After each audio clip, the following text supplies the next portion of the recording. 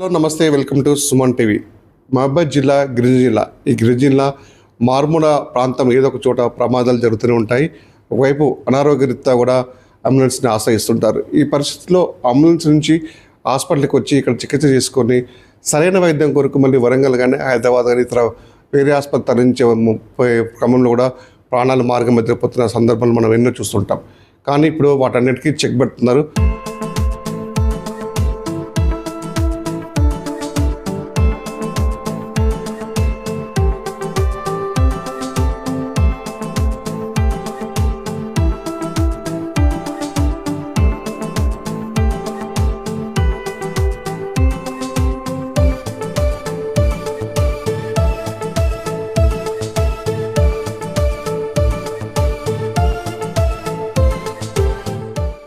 మహబూబాబాద్కి సంబంధించినటువంటి జనరల్ ఆసుపత్రి కూడా ఒక సూపర్ స్పెషాలిటీ అంబులెన్స్ని మనకి అందుబాటులో ఉంచారు. అది పూర్తిగా ఐసీయూతో కూడిందని చెప్పేసి డాక్టర్ సూపరింటెండెంట్ శ్రీనివాస్ గారు చెప్తున్నారు. అయితే ఏంటిది మరి అంబులెన్స్ స్పెషల్ ఏంటిది అనే విషయం తను అడిగి ప్రయత్నం చేద్దాం.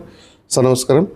ఇవాళ అంటే ఒక వేరే సంబంధించిన కంపెనీ వాళ్ళు ఇవాళ మనకి ఒక అధునాత టెక్నాలజీతో కూడినటువంటి అంబులెన్స్ బతుకు ఇచ్చారు. అసలు అంబులెన్స్ సంబంధించిన టెక్నాలజీ ఏంటి సార్, ఏ విధంగా ఉంది, అది ప్రజలకు ఏ విధంగా ఉపయోగపడుతుంది సార్? అందరికీ నమస్కారం అండి. ఈరోజు government medical college and hospital Mahabubabad లోపల మనకు electronics corporation of India limited ECL Hyderabad వారి నుండి ఒక ICU advanced cardiac life support ambulance donate కాబడింది. వారు పై అధికారులు కూడా ఇక్కడికి వచ్చి మనకు అంబులెన్స్ను తీసుకొచ్చి ఫుల్లీ ఎక్విప్డ్ అంబులెన్స్ను హ్యాండ్ ఓవర్ చేసి వెళ్ళారు. ఈ సందర్భంగా మనం గతంలో 1 సంవత్సరం నుండి దీని గురించి సిఎస్ఆర్ ఫండ్స్ ద్వారా వారి నుండి సహాయం ఆర్జించగా దీనికి శ్రీ జాటోత్ హుస్సేన్ నాయక్ గారు కూడా వారు దీనికి ఈసీఐఎంఎల్ వాళ్ళతో మాట్లాడి మనకు వారి సహాయ సహకారాలు అందించడం వల్ల ఇది మెటీరియలైజ్ అయింది. మనం దీంట్లో స్పెషాలిటీ ఏంటంటే నార్మల్ అంబులెన్స్లు అన్నీ కూడా కేవలం రోగులను ఫస్ట్ ఎయిడ్ చేయడానికి, తర్వాత వారిని ఇంజూర్ అయిన దగ్గర నుండి సిక్ అయిన దగ్గర నుండి హాస్పిటల్ చేర్చవేయడము, లేదా హాస్పిటల్ నుండి ఇంకా హైయర్ హాస్పిటల్కు చేర్చడమే జరుగుతుందని, అంబులెన్స్లో చికిత్స అనేది పెద్ద మొత్తంలో జరగడానికి ఆస్కారం ఉండదు. కానీ ఈ యొక్క ఏసీఎల్ఎస్ అంబులెన్స్ ఏదైతే మనకు ఈరోజు లభించిందో దాంట్లో అన్నీ కూడా ఐసీయూలో ఉన్న అన్ని పరికరాలు అందులో అమర్చబడింది. దాంట్లో ఒక పోర్టబుల్ వెంటిలేటర్ ఉంటుంది, మానిటర్ ఉంటుంది. ఒకవేళ గుండె ఆగిన పక్షంలో ఎలక్ట్రిక్ షాక్ ఇచ్చే సౌకర్యం కూడా ఉంటుంది. అధునాతనంగా ఇంజెక్షన్లు ఇచ్చే ఏర్పాటు, తర్వాత స్టమక్ వాష్ చేసే ఫెసిలిటీ అన్నీ ఉంటాయి. కాబట్టి అందులో పేషెంట్ని షిఫ్ట్ చేసినప్పుడు పేషెంట్ ఫర్దర్గా క్రిటికల్ అయితే కూడా మనం వైద్యాన్ని కంటిన్యూ చేస్తూ పెద్ద హాస్పిటల్కు షిఫ్ట్ చేసి ప్రాణాలతో వారికి మళ్ళీ అందించే అవకాశం ఉంటుంది. కాబట్టి ఇది ఈ హాస్పిటల్కి వచ్చిన ఒక చాలా ముఖ్యమైన సౌకర్యంగా మన ప్రాంత ప్రజలకు బాగా ఉపయోగపడుతుందని అనుకుంటున్నాను. ఇది అంబులెన్స్ మనకు ఫోన్ చేయడం వల్ల అక్కడ అంటే ప్రమాదం జరిగిన వాళ్ళని ఇక్కడ హాస్పిటల్ చేసుకొచ్చిన క్రమంలో కూడా అంబులెన్స్లో సిబ్బంది ఎంతమంది ఉంటుంది సార్? టెక్నీషియన్స్ ఎంతమంది ఉంటుంది సార్? అంటే మామూలుగా అయితే దీంట్లో ఒక అనస్థీషియా టెక్నీషియన్ కానీ ఐసీయూ టెక్నీషియన్ కానీ ఉంటారండి. అవసరాన్ని బట్టి ఒకవేళ మనకు ఫ్యూచర్లో కనుక వైద్యుల సంఖ్య కొత్తగా హౌస్ సర్జన్లు వస్తే మనం ఒక వైద్యుని కానీ నర్సింగ్ స్టాఫ్ను కూడా కానీ పంపే అవకాశం ఉంటుంది. మనం ఒక రోగి యొక్క కండిషన్ని బట్టి మనం దాన్ని సిబ్బందిని మనం అందిస్తాం. ఎప్పటికప్పుడు సంబంధించినటువంటి ఐసీయూ మీరు చెప్పారు ఇందాక, ఐసీయూ సంబంధించినటువంటి మొత్తం దాంట్లో అమర్చబడి ఉంటుందని చెప్పేసి ప్రతి ఒక్క ఎక్విప్మెంట్కి ఒక స్పెషలిస్ట్ ఉంటుంది సార్. ఎట్లా అంటే ప్రమాదం జరిగినప్పుడు ఒక డాక్టర్ స్పెషలిస్ట్ ఉంటుందా? దాన్ని బట్టి ఎట్లా ఉంటారండి. ఇప్పుడు పేషెంట్ కండిషన్ను బట్టి దానికి తగ్గ విధంగా ట్రైన్డ్ టెక్నీషియన్స్ ఉంటారు. అవసరమైన చోట డాక్టర్ కూడా వెళ్తాడండి. వెళ్ళి దాన్ని ఆ పరికరాలను వాడే ఒక ట్రైనింగ్ వాళ్ళకు ఉంటుందండి. ఉండడం వల్ల వాళ్ళు దాన్ని ఎందుకంటే ఆ పరికరాలన్నీ కూడా ప్రతిరోజు ఐసీయూలో హాస్పిటల్ లోపల వాళ్ళు వాడుతున్నాయే కాబట్టి వాళ్ళు అది చేయగలుగుతారు.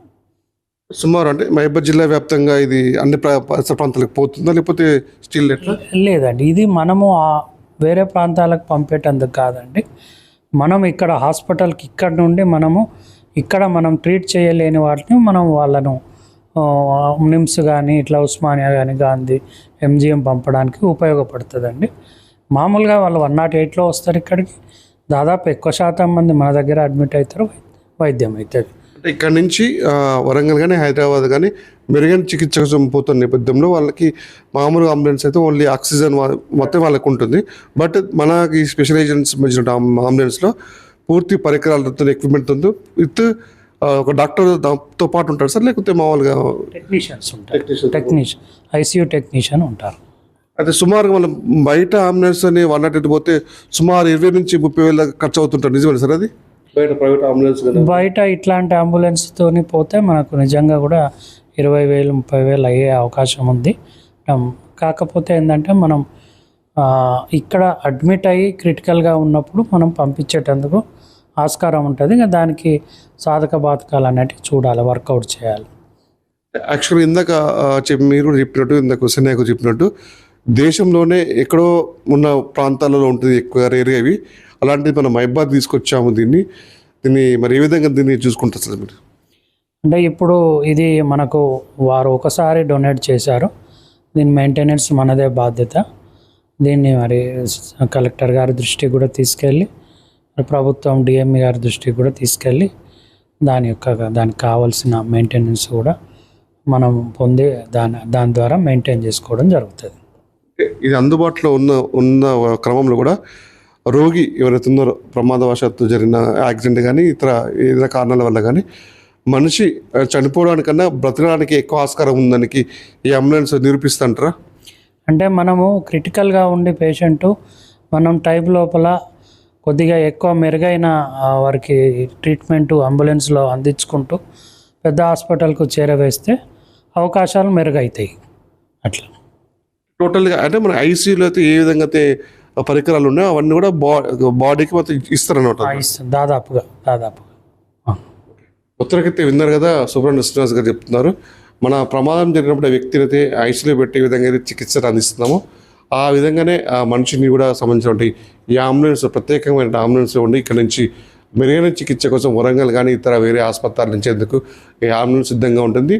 మనిషి ఎక్కువ అంటే బ్రతకడానికి ఛాన్స్ ఉండే విధంగా ఒక టెక్నీషియన్ కూడా అందుబాటులో ఉంటాడు.